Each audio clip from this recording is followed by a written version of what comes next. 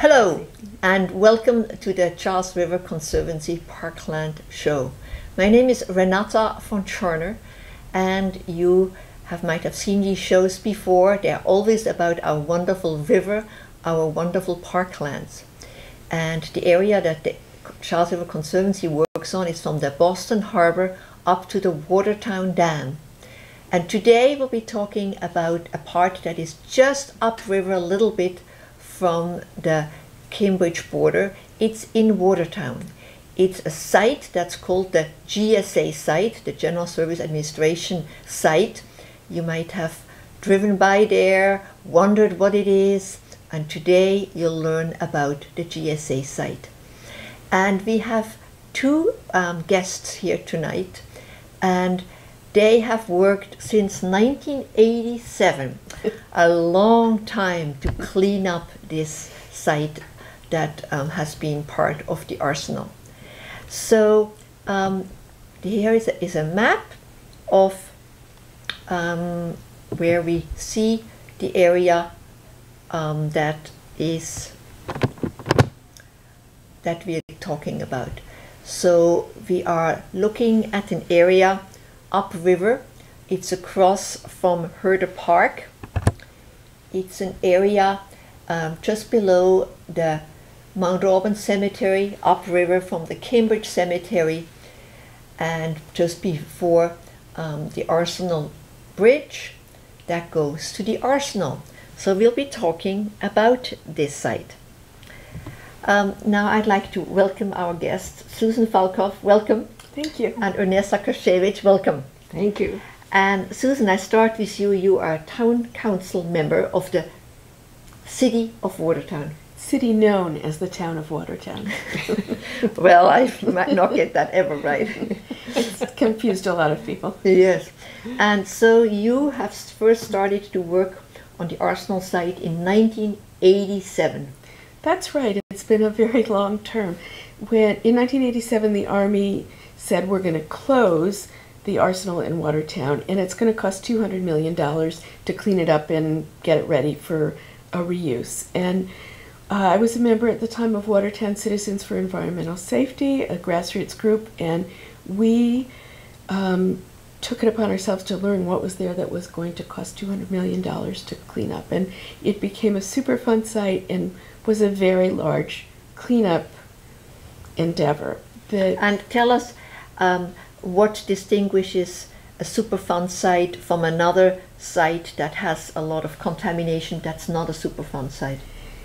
Well, that's a good question. And there's just criteria and rules, and the Arsenal fit it. It was based on surface water contamination. But it's both get federal funding. But the difference also is the oversight is by the Environmental Protection Agency, a federal agency if it's a Superfund site, and if it's not, if it's just a regular contaminated site, the oversight is by the State Department of Environmental Protection. Mm-hmm. And both sites obviously are close to the river. And I remember going to some of these Arsenal cleanup meetings, and there was somebody there who I thought was particularly clear of translating this very technical information into layman's term. And you explained that it's because it was a Superfund site, such an expert was made available to the community. It was an amazing program. Anybody involved in a cleanup has learned over the last decades that a cleanup goes better. A contaminated site is cleaned up better if the community is involved. And for the community to be meaningfully involved, they need to be able to understand some very highly technical information. So the Superfund program offers community groups, can't be governmental groups, couldn't be the town council of the city known as Watertown, it can only be a grassroots group, is able to apply for funding and get funding to hire its own technical advisor and come to the table with much more knowledge and information. So that was a great advantage to us. So let's go and look at the site here. So we see the Charles River in the foreground, and Arsenal Street is the street at the bottom. can you describe what the various, the blue and the purple are? So this is the site, which I'm sure many people have seen. Very sad sight. It's a desolate area full of crumbling cinder block buildings and overgrown wetlands. The gray area is the part which is wetland, and the rest is Or the upland. purple, is that what you call gray? Well, yes, I guess The darker no, area. the lighter area Oh, the lighter one is wetlands. is wetlands, Okay. and the rest is not. The rest is uplands. Yeah, and just to orient ourselves, the buildings with the white roofs, is that the Mount Auburn Club? Yes, the white roofs outside the site. That's Yeah. the Mount Auburn Club. Yeah, Yes. yeah. And let me introduce Ernesta. You have been particularly involved with the GSA site on the Restoration Advisory Committee of the GSA site. Right. Well, I came in around 2000, so it was the tail end of working on the arsenal Yeah. still, and then when we started, continued work on this site, because there had been work on this before too. But that's when I started my involvement. Yeah. Right. Did you ever add up how many hours Ah. you spent on We that? had to do that for Well, when we were working on the arsenal, we with the technical assistance grants, that's the name of the program that was giving us the funding for our consultant.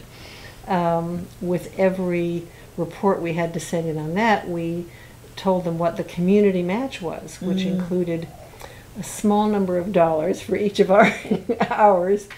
And so in those days we did calculate the hours, but I should go bet. back and see what they Because I remember when I came to those meetings, I always was drained because there was so much technical information. It was really quite a challenge, and one can learn a lot, but it's very heavy going. Right. It really was wonderful that we had an advisor to help us wade through that. Yeah, yeah. So let's look at the way the site was. That's probably until when was that still standing? Those barracks? When did they still stand? A few weeks ago. Up until yes, January and February. Yes, until very recently. Yeah. These were. And what happened in those buildings? They were built by the military in the 40s and 50s. And I'm not even sure what they were used for at that point, but then when the military handed it over to the GSA, when the military activity had stopped, they used them for target practice, they rented it out for... There were some automobile dealers who stored automobiles on the site, various uses that are not very well documented, actually. but produced oil spills and so And forth. so that's kind of what you would see, what you see from the street, just these kind of mysterious buildings in Yes. a thick area. Someone once contacted me who was making a movie of a post-apocalyptic world, and I said, "This is your place." Yeah, I think there's a sign on the fence which says "Careful, radioactive." I think it's Well, Which it had been at one Right. point. I think it wouldn't have said radioactive for quite some time now, but it did say danger, do not enter.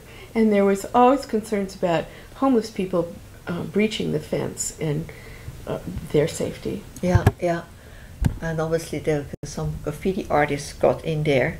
Yes, right. Now this is a So- interesting chart, might be a little bit hard to read, but maybe you want to just take us through the history of the site and what happened to it. And maybe you can read the text because it's harder to see on a screen. Right. Well, the history starts before this chart, really, but up until 1920, it was state parkland. Well, it was owned by the Metropolitan District Commission, which is a predecessor of DCR. And then the military, the Army, took over the site in 1920 because they wanted to use it as a site for disposal of waste products from their weapons research that was going on at the arsenal. On the shore of the river. Right. Yeah, Exactly. quite shocking, yes. So, and here it then talks about what other things were going on. The buildings were constructed in the 40s. It talks about the use for DU is depleted uranium. Oh, They had bits of depleted uranium left from what was going on at the arsenal site, and they brought them to this site and burned them to consolidate them before taking them off site for disposal. But there was stuff that, you know, fell out and was left on the site. They also disposed of all sorts of debris and rubble which were contaminated with heavy metals and other contaminants. So that was continuing through the 50s and 60s until 1968, when they began the phase down of the arsenal. And so at that point, it was turned over to GSA, which, as you said, was General Services Administration, which is the federal agency which takes care of federal real estate. That's why it was handed to them.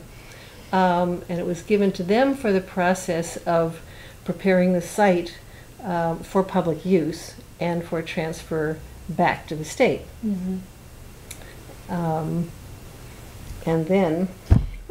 so then they realized they had a mess on their hands, and it's been ever since then, since 1968, that various aspects of a cleanup have gone on.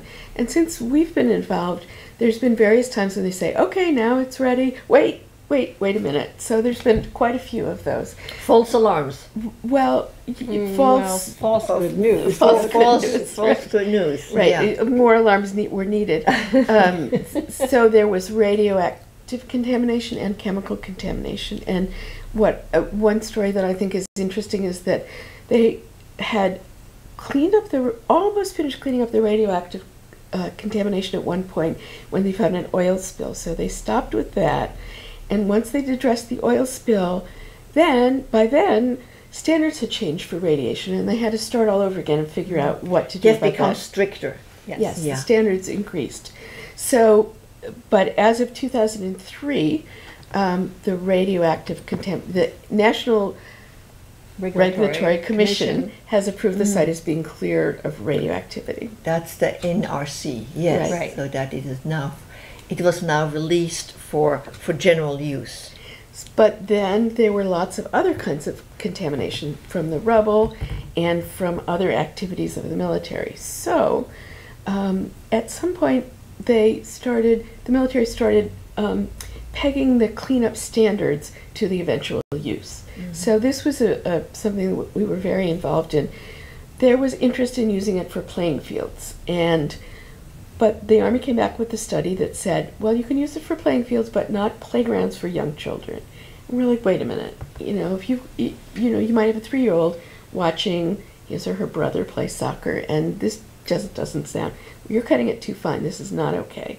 And besides, what about the buildings? And so at that point, put the buildings aside for a moment, but the Conservation Commission weighed in and said, this place really wants to be a wetland, and it would be great as a place to clean groundwater going toward the Charles River, because this empties right into the Charles River.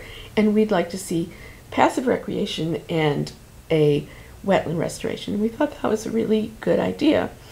And so then we were left with the buildings. And interestingly, every federal agency, EPA, GSA, Army Corps of Engineers said, well, we don't clean up, we don't take down buildings. We don't deal with buildings. And we were pretty sure that once the state had the property, they weren't going to have the money to take down the buildings. So it became something that Ernesta and I just worked on and kept calling people and saying, what do you mean you can't take down buildings? Yeah, so we have a picture here of the buildings which are on the left-hand side on Arsenal Street, and they were very visible from the street. And then what's on the right-hand side, the area that is pale green and red, what's that? Well, so this is a result of the agreement that finally got worked out. The when the property was getting close to being transferred to the state, at least the Army felt that it was ready, Representative Kaprelian luckily was able to get some money to give to DCR to do a final study of the site to make sure that it was clean enough. And that found PCBs for the first time. Something we had never heard about before on this property. It had not been found before somehow. And the PCBs were at such a high level in certain areas, those red spots on the chart show areas where they're very high. And so the Army finally agreed that they needed to excavate those spots, get rid of the very high levels of PCB contamination, take it off site to a secure landfill. The part that's yellow has a lower level of PCB contamination. And so the Army's proposal was to cap that part so that you put over it a special membrane and then a couple of feet of clean soil. Well, so that's fine, except that that's where the wetlands are. And the wetlands had grown. The Army Corps did a wetlands delineation and saw that the wetlands, which they always knew were there, had gotten bigger. And the wetlands were right there where the PCBs were. And so... legally, that means that when you destroy wetlands, which you would have to do when you're doing this capping, they need to be replaced, replicated. Okay, so where are we going to be able to replicate that wetland? There was no good site outside of the GSA site for doing a wet replication, and the only area available on the site for doing it is right where those buildings were. So what do you do? So just to give, so that this green area is where the buildings were, that will be the wetland. That will be the wetland. Yes, because you can see the buildings there and the green. Because there was no other property anywhere in Watertown, really, that would have been suitable for a wetland replication. But here was a place that, you know, actually really wanted to be a wetland. Under the concrete. I mean, even driving by, often it was flooded. It really looked like a wetland. And, exactly. All the trees there are probably just volunteers. Nobody had planted them. Right. So, So DCR and the Army negotiated an agreement in 2012 in which the Army would take down the buildings in order to replicate the wetlands, which was terrific because, you know, their rules had been, their policy had been that they wouldn't deal with buildings, but in this case, they have to take them down in order to replicate the wetlands. Wow, so they were dealing with chemical contamination, not taking down crumbling buildings. Well, that was very It was sort of a good last minute. very creative thinking of your part. I'm sure that was the subject of many, many months of negotiation. Which was going, a lot of it behind the scenes between DCR and the Army. So we were very pleased, however, to hear that they'd been able to. Yeah, and so at DCR, I guess Rick Corsi was involved and Mike Mislin, and so you worked with them. And so tell us a bit about how the site, so we can envision of how the site will look like when it's cleaned up. Should we show some of the cleanup? Well, first, let's look for a minute at this site, which, you know, we don't really have pictures of what the park is going to look like. This is a slide that was presented to the Conservation Commission for their design for the wetland. So we've gotten that far. We have a wetland design, and they put thought into how to try to avoid letting Phragmites onto the site. They want to create a kind of moat that they're hoping the Phragmites won't travel across. And really a lot of thought went into how to make it a good functioning wetland.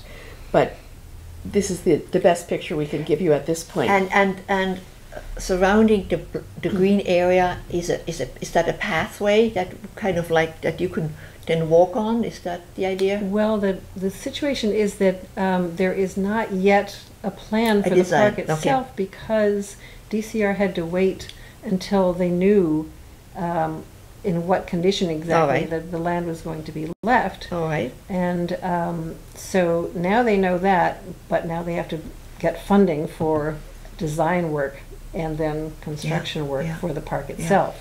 Yeah. So we're fully funded from the federal side. The money, cleanup. the cleanup, and the taking down the buildings and creating the wetland, and then the state will have to take over. And as you know very well, Renata, there's a fierce competition for state money.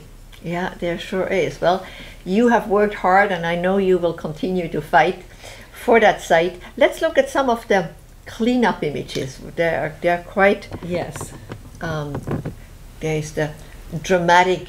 So this is what they have to do while they're To get ready to go to work. Yeah. because of the asbestos-filled buildings that they are in the process of, or they were in the process of taking down. Yeah. And then we see the work in progress. And That are was- they putting rocks down? Is that No, that is what's left of the building? the buildings. rubble. Oh, Yes, the rubble. that's the rubble. And from they're the going to buildings. take that away. And they were then taking that away. Yeah. You see. That will go to a special landfill in Ohio that takes asbestos contaminated rubble. Yeah, and it's expensive to transport. It's expensive to deposit it. It's, Right. Yeah. Right. Yeah. So we were shown some of these pictures in February at a public meeting, February 25th, in which they reported that all the buildings had been taken down and all the pavement taken up, and that they had removed from the site 1,320 tons of asphalt, 1,140 tons of concrete, 360 tons of bricks and terracotta material, 180 tons of steel, and 681 tons of material containing asbestos. Ah, And as Susan said, all of it was recycled except for the the asbestos. asbestos Yeah, contaminated material, which was Yeah. taken to the special landfill. Now, in addition to the two of you who have been part of that, you've been since the beginning, and you came in about 2000, so that's still 13 years ago, a few years.